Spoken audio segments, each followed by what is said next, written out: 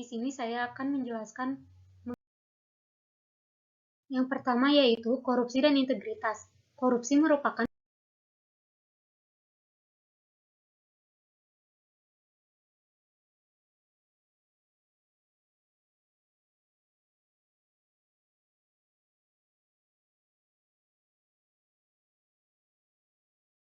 Assalamualaikum warahmatullahi wabarakatuh.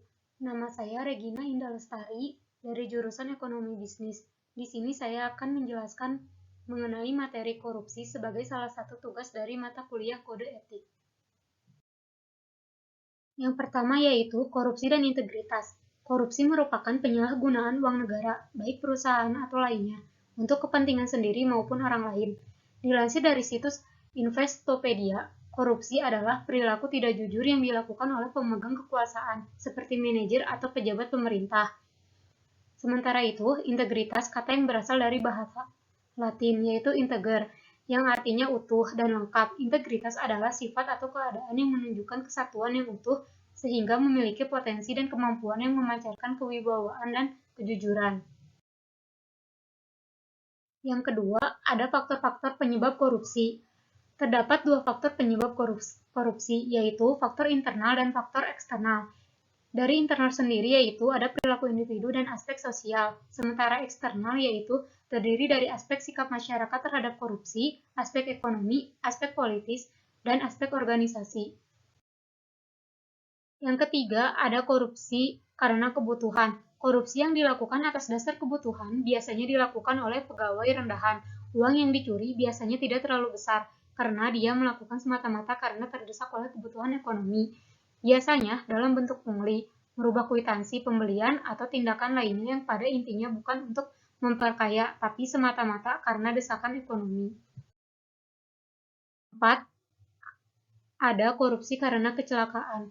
Korupsi yang dilakukan biasanya oleh pemegang jabatan demi melindungi kepentingan atasannya yang lebih tinggi atau dikorbankan oleh pimpinan yang lebih tinggi.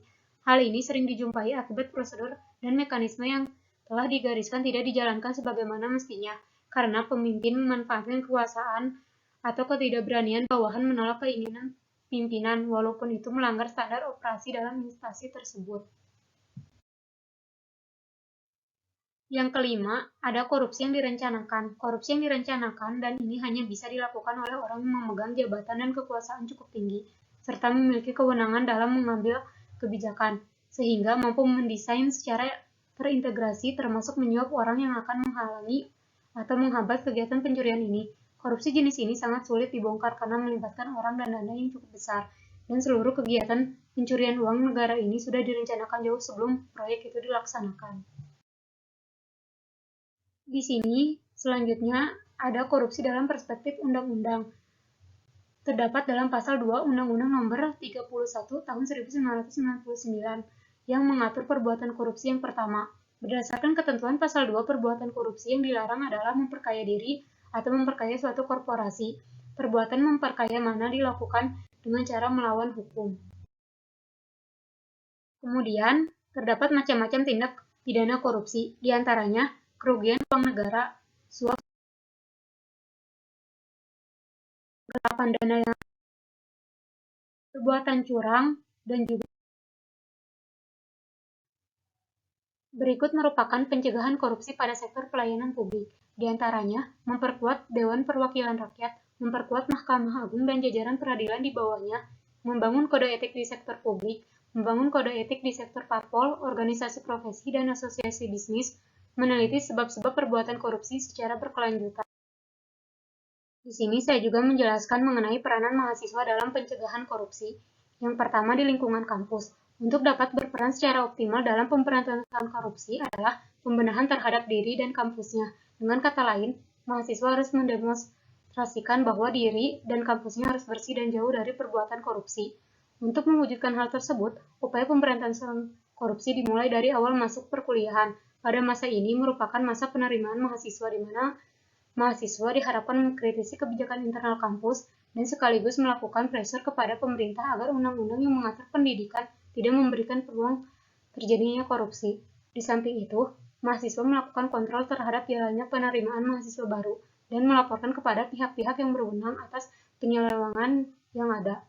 Selain itu, mahasiswa juga melakukan upaya edukasi terhadap rekan-rekannya ataupun calon mahasiswa untuk menghindari adanya praktik-praktik yang tidak sehat dalam proses penerimaan mahasiswa. Selanjutnya adalah proses perkuliahan. Dalam masa ini, perlu penekanan terhadap moralitas mahasiswa dalam berkompetensi untuk memperoleh nilai yang setinggi-tingginya, tanpa melalui cara-cara yang curang. Upaya preventif yang dapat dilakukan adalah dengan jalan membentengi diri dari rasa malas belajar. Hal krusial lain dalam masa ini adalah masalah penggunaan dana yang ada di lingkungan kampus. Untuk itu, diperlukan upaya investigatif berupa melakukan kajian kritis terhadap laporan-laporan pertanggungjawaban realisasi penerimaan dan pengeluarannya. Sedangkan upaya edukatif penumbuhan sikap anti korupsi dapat dilakukan melalui media berupa seminar, diskusi, dialog. Selain itu, media berupa lomba-lomba karya ilmiah, pemberantasan korupsi, ataupun melalui bahasa seni baik lukisan, drama, dan lain-lain dapat dimanfaatkan juga. Selanjutnya pada tahap akhir perkuliahan di mana pada masa ini mahasiswa memperoleh gelar kesarjanaan sebagai tanda akhir proses belajar secara formal. Mahasiswa harus memahami bahwa gelar kesarjanaan yang diemban memiliki konsekuensi berupa tanggung jawab moral, sehingga perlu dihindari upaya-upaya melalui jalan pintas. Sekian presentasi dari saya, mohon maaf bila ada kesalahan. Wassalamualaikum warahmatullahi wabarakatuh.